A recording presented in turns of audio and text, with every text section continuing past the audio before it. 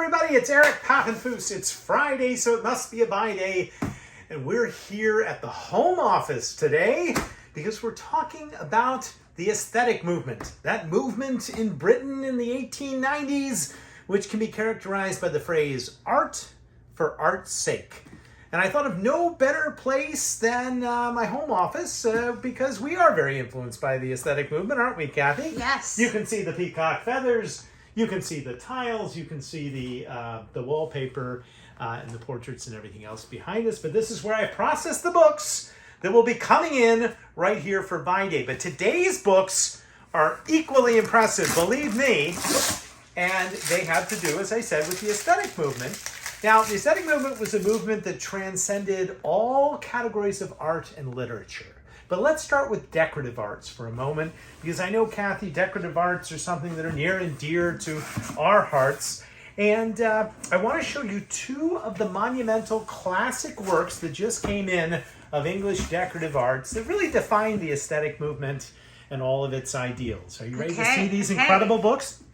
The first one is perhaps the most impressive. It is an actual very early edition of Grammar of Ornament. And if you open it up, you will see that it is filled with incredible illustrations. First, here's the engraved color title, and there is the regular title. Now, it's by Owen Jones, and it basically has detail after detail about how to decorate one's home or one's workplace with incredibly influential designs.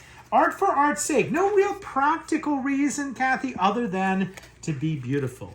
And the aesthetic movement folks really took after Jones. He came first in a lot of ways. And they believed that things should be beautiful. Art should inspire. Art doesn't have to, reflect reality. Art is something that is greater than nature. For instance, look at these nature designs of the leaves. Now pan over to our wallpaper and you'll get a little sense of what's happening here with the aesthetic movement. So that's Owen Jones's Grammar of Ornament. This is a classic book. We sold a few times. Haven't seen it in this good condition before. But the leading designer of the aesthetic movement in England was a gentleman by the name of Christopher Dresser. Are you familiar with Christopher Dresser, Kathy? Yes. Yes, you are. And this is his book, Principles of Decorative Designs. And it's just another gorgeous book. You can see how influenced it is by Owen Jones and others.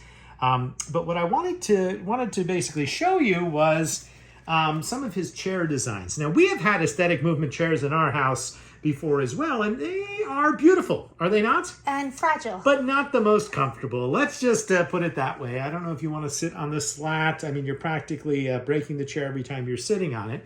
A similar concept with his, probably some of his most famous designs, by the way. Look at those beautiful wallpaper designs. And it's just stunning. But I think he's also most known for his designs for teapots. And as you can see, not the most practical design for a teapot, but certainly a beautiful design and an inspiring design and a well-balanced design.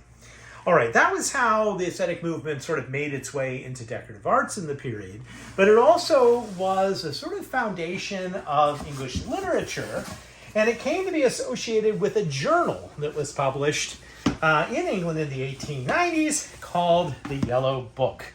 Now, we've got 13 volumes of this journal that came out quarterly, including the first few volumes here. They're in somewhat rough shape, but you can really get a sense of them. Now, the person who was most associated with this journal was the illustrator, who was Audrey Beardsley, and he did these incredible designs. And if you look into the book, you can get a sense of Beardsley's art. First of all, I should note that they would separate the stories, and there was no serialized fiction in here. This was just stories for story's sake. Separate that from the art, and so the pictures would get their own subtitle. Now, this is volume 1.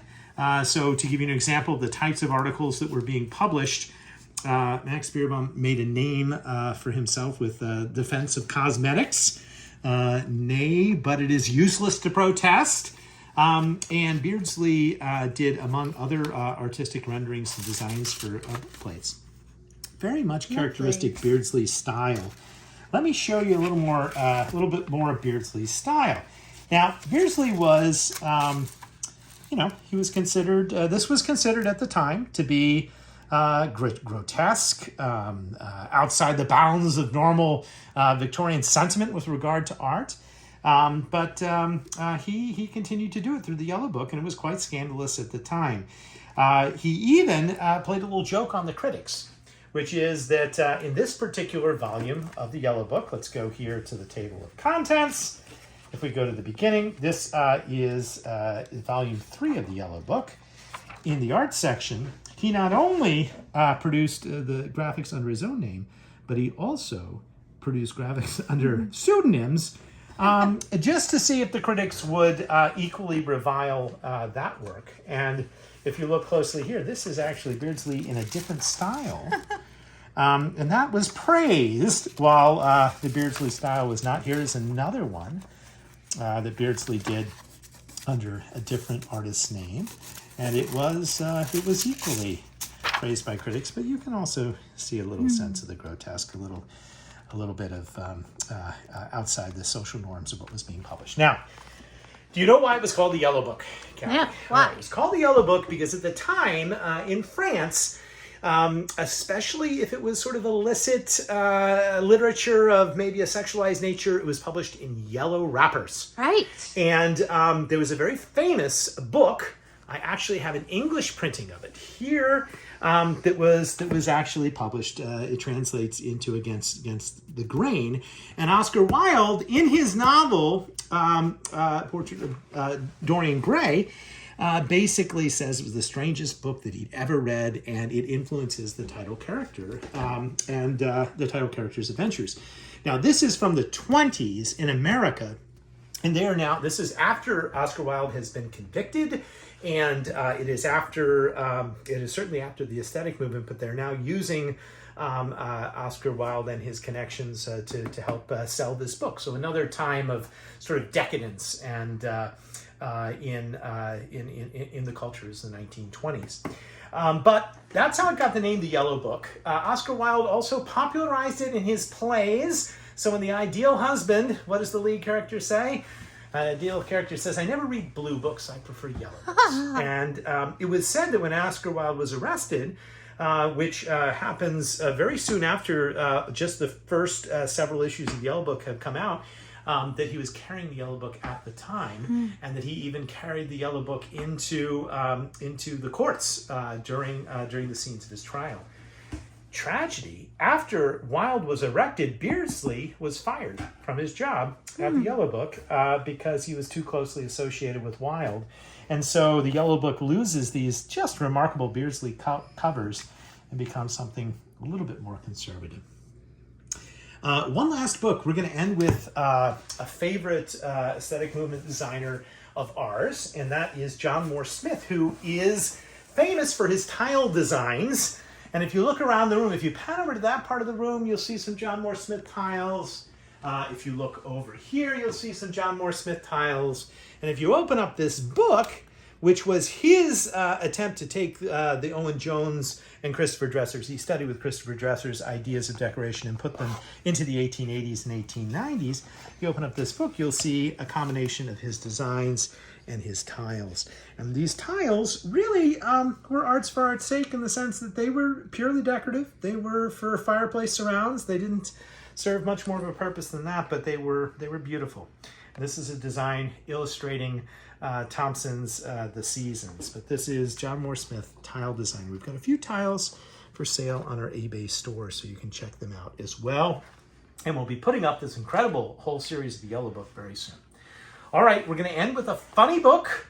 And the funny book is Art for Art's Sake. Okay. And I could think of nothing more appropriate in a modern sense, and I think Oscar Wilde would approve, more so than toilet paper origami.